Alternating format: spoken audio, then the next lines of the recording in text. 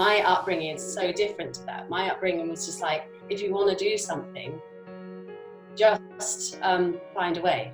You can always find a way. Yeah. And so, and so it's never, it's sort of slight arrogance in a way, where it's kind of like, well, I want to achieve this. So, and most people say, well, no, because that's outside of the rules. And my dad was always kind of like, so, like, like I'll just find another way around it. So my attitude was very much like that. And and I very much got, I mean, probably my husband's point of view is quite different, where he would have been like, I worked my arse off. And I was like, I just thought about it.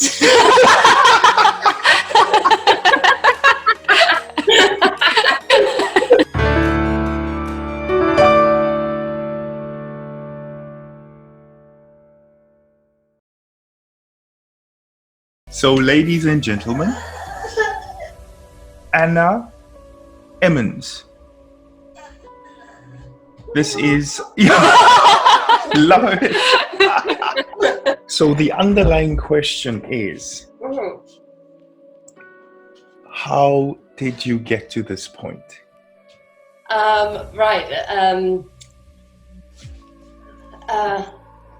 You can start wherever you'd like. I'm trying to think how long or how short I could make this story. It's up to you.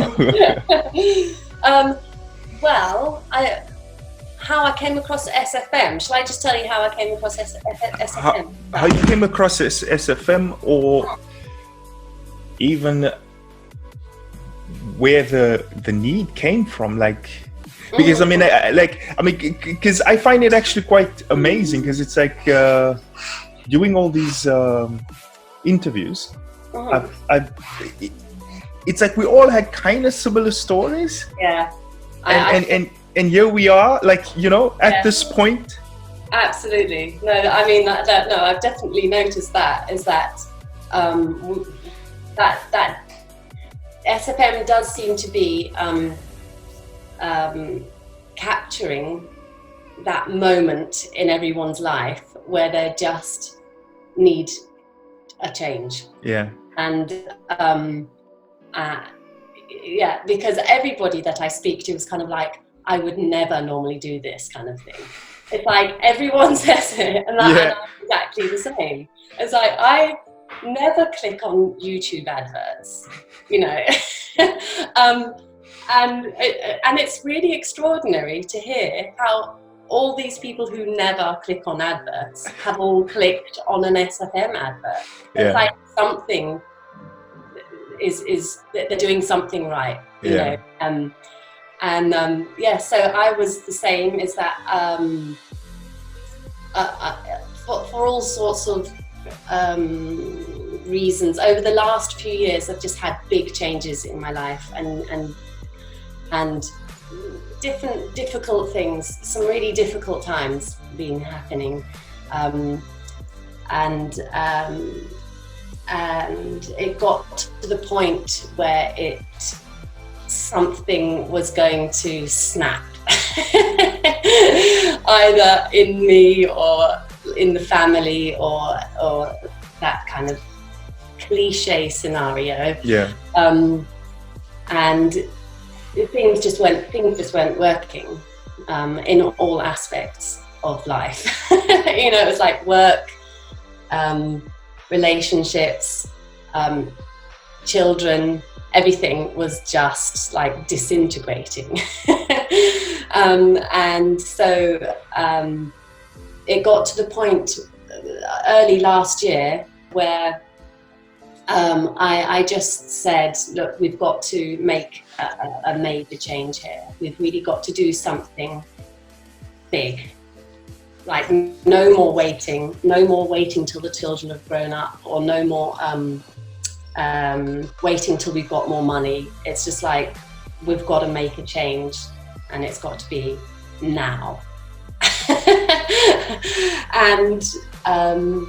it was one day, and I remember it. I was sitting. I worked as a nanny. That's what I was doing before I did this, and a carer. I was a carer and a nanny. And so one day I was just sitting on a swing, because that was part of my job, you know, sitting on a swing with children. You remind me of Mary Poppins. I told myself I will not interrupt anyone when they are like in the middle. So when you said I worked as a nanny, and I was like, yes, yep.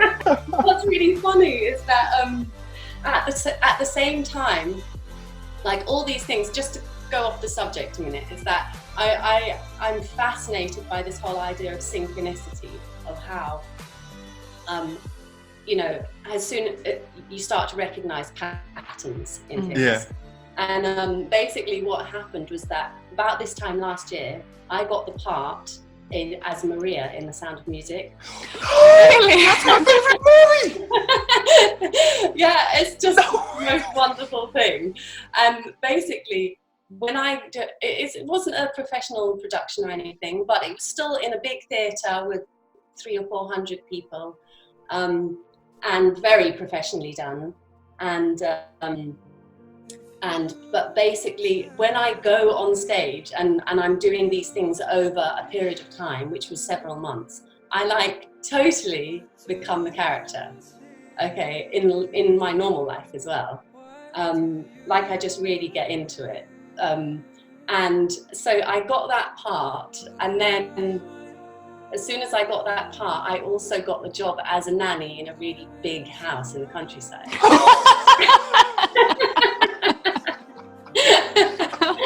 And then all sorts of other things, with like impossible coincidences, where I just started, and I think this is why I really am a big believer in how things that we create within our imagination manifest outwardly.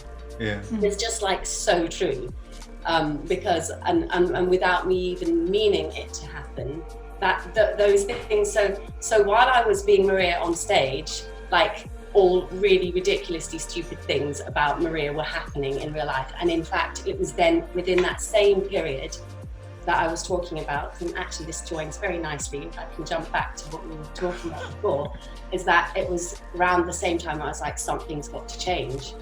And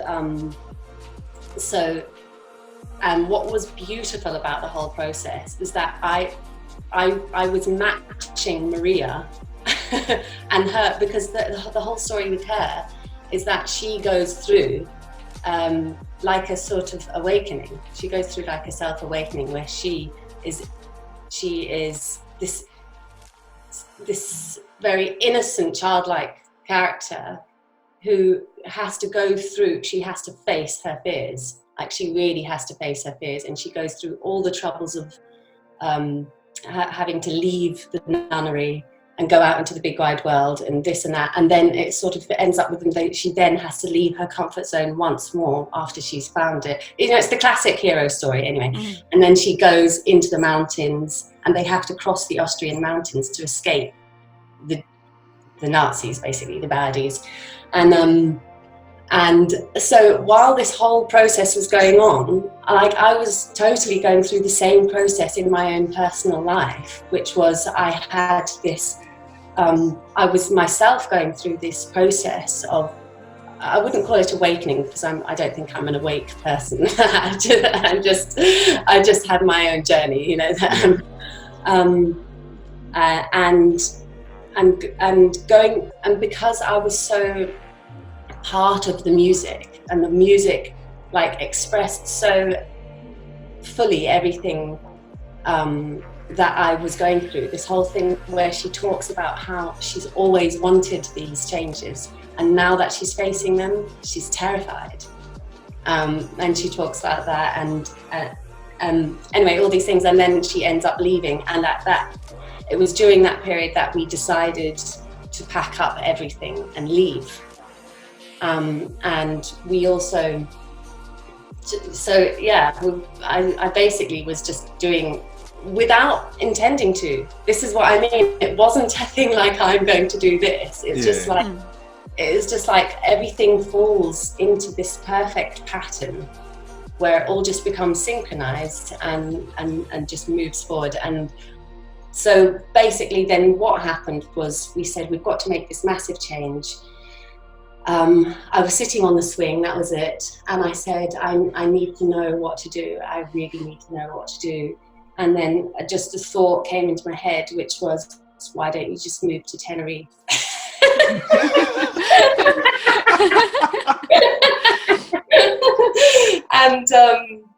And I've never been to Tenerife before. Oh, really? No.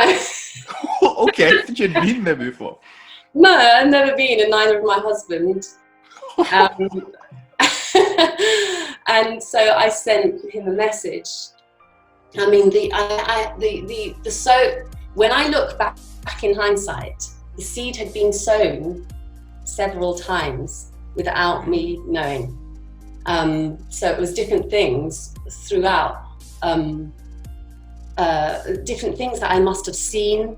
I had a friend who had been living there, for example. I had all sorts of really funny little things where, like, I looked back and I was like, that they mentioned Tenerife there, or this really like subliminal marketing that Tenerife was doing on me without me knowing.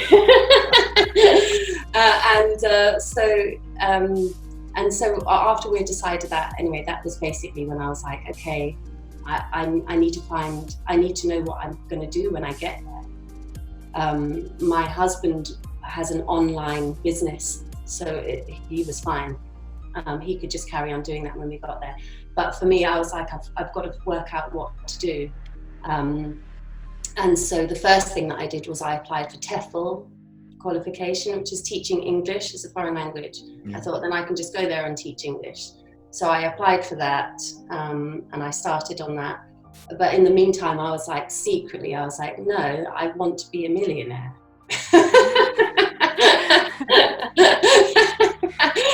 I was like, I just really, really want to get really bloody good at something. Like, I've always just sort of done things mediocre. Well, not completely, but just in a way that I feel like I never take it the full way. I get to a certain point and I always find a reason not to go the whole way.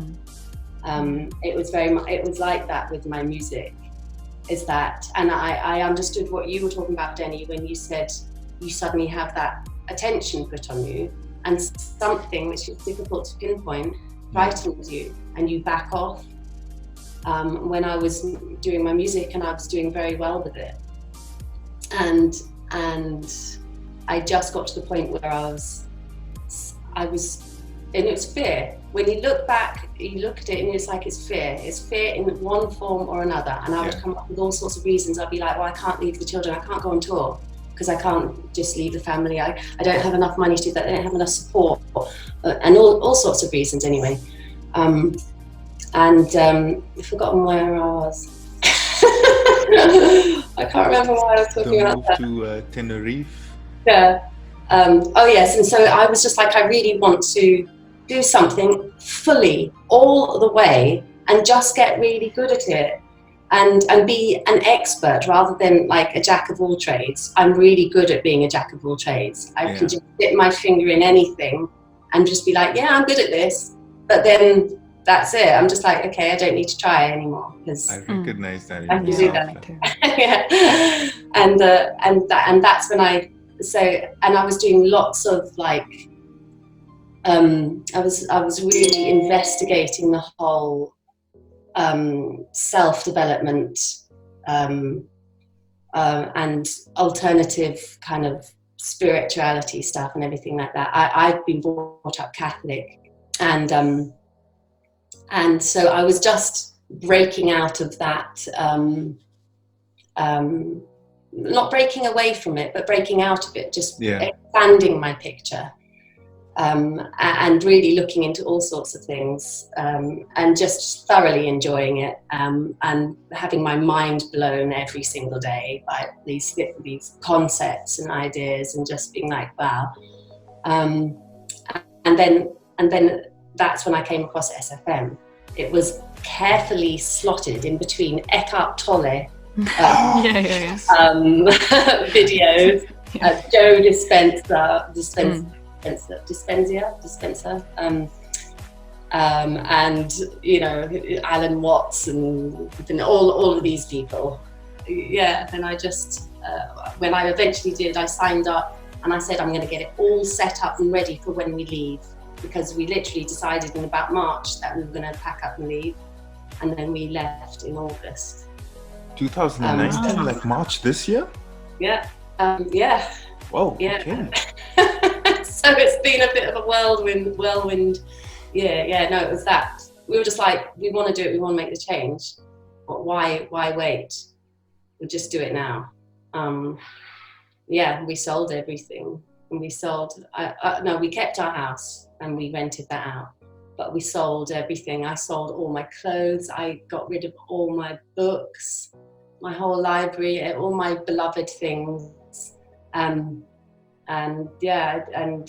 just we had enough room to store a bit of stuff in the attic. But that was, that was like a difficult thing to do. Just getting rid of everything. Did you feel lighter though? Yeah. To start with, did I feel lighter, did you say? Yeah. To start with, it was difficult. My books was the hardest bit. I just remember sitting there with them all around me, like crying, like I've got to let go of all of these. and then gradually, the more you do it, the kind of more addictive it gets. Yeah. We went through the same thing. Right, okay, yeah. The more you have that elation of letting go of things, the more you're like, I want to do it again. Yeah. So you just keep doing, and so in the end, it's just, I don't miss any of it. I don't miss any of it. You just realize that it's just things. I never thought, like, but there's a spiritual, like, I think this makes, I'm sorry. There's like something spiritual about the letting go, like not having so many things. Yeah, I felt physically lighter. I felt like I had like lifted this load off my shoulders for some reason, Yeah, absolutely.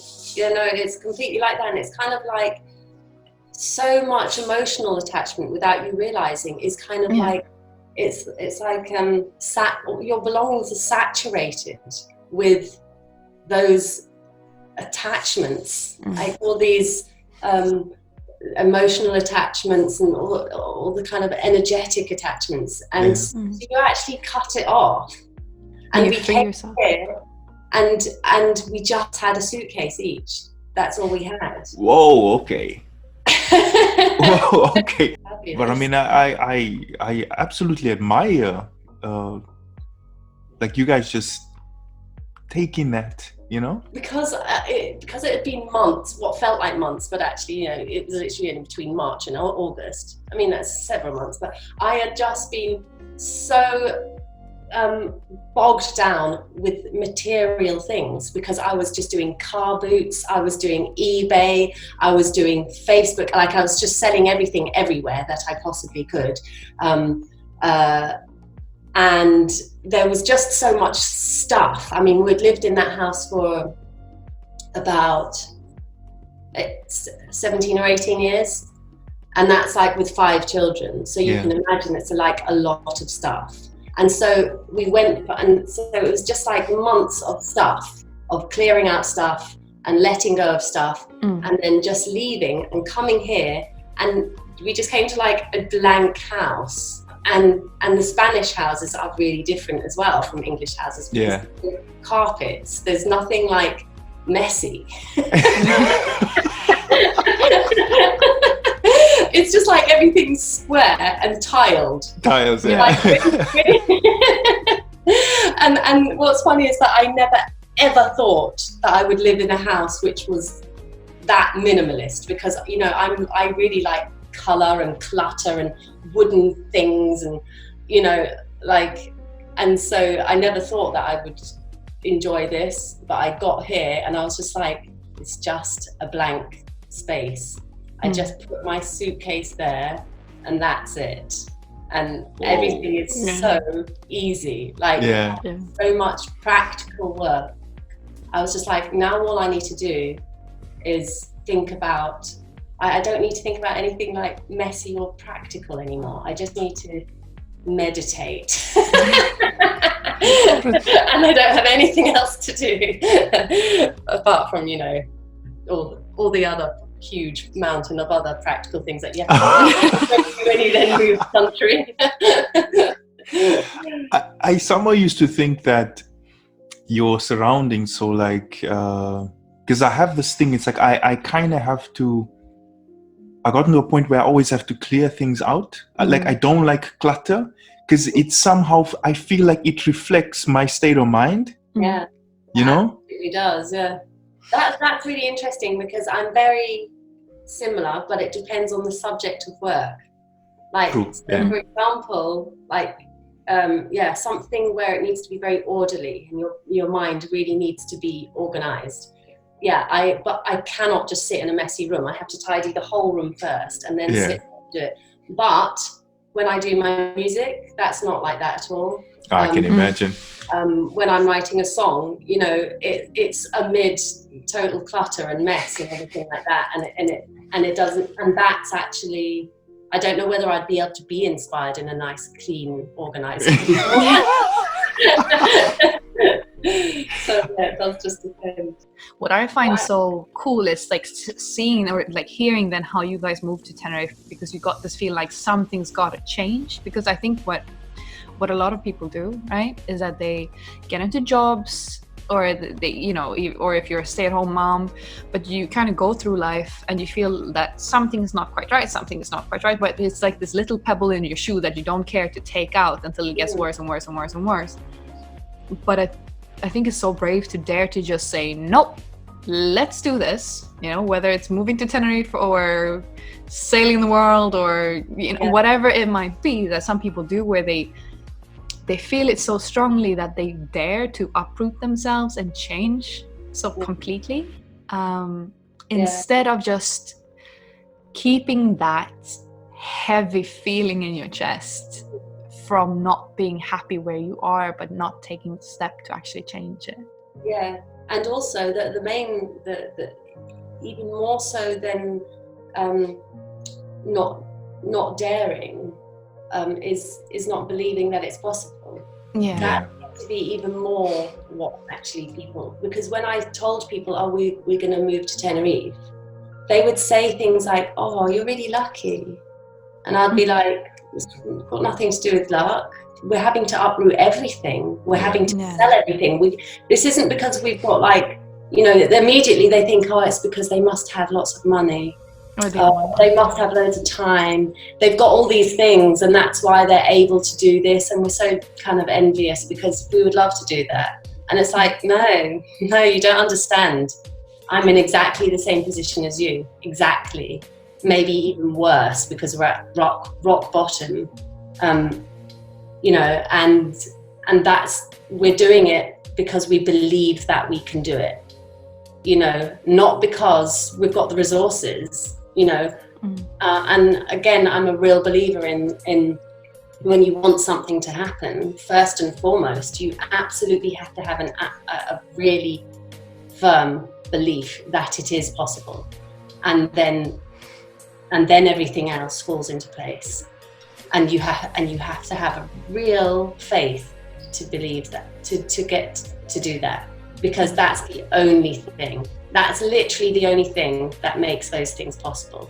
Because if we actually didn't believe that it was going to happen, we would have tried to find out a way ourselves to make it happen. Do you know what I mean? If you just say, okay, I'm going to do this, we're going to move to Tenerife. So therefore, the only way that this is going to happen is if I work it out in minuscule detail and but actually my understanding of how these things work is it doesn't work like that. It's that you first and foremost have to say, this is my vision, this is what's going to happen. And I believe with all my heart that this is going to happen. And I trust that God is going to make this happen. and I don't know how it's going to happen, but I trust that he's going to show me how it's going to happen. And that way you can actually just, and I think probably that was the greatest leap of faith that we've had to do, where we just like, there wasn't any practical reason that made us believe that we could do it at all, because it was just like, what, that was insane. Like rationally, it was a really insane decision. But from the point of view of we did have to just have faith that it was possible, and we are living evidence that actually is true. That was down to just having faith that it's possible to do. So that was beautiful. That was absolutely beautiful.